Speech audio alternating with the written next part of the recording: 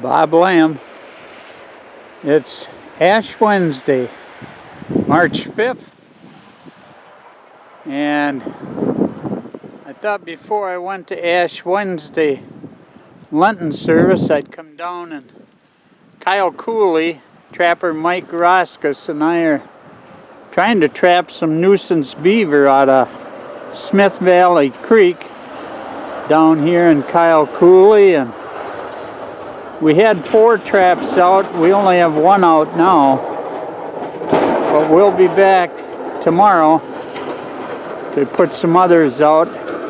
We've been trapping about 2.5 weeks now, and we have 1 beaver so far. It's a 49.5 pounder, but this one right here, this is a leghold trap, and there was a slide going up the hill here to what Mike smelled last week. He walked up there and he said it looks like there's a beaver beginning to make a caster mound. So we moved the leghold trap over here, but checking it today, there's nothing in it. I can even see the part of the trap, it isn't sprung.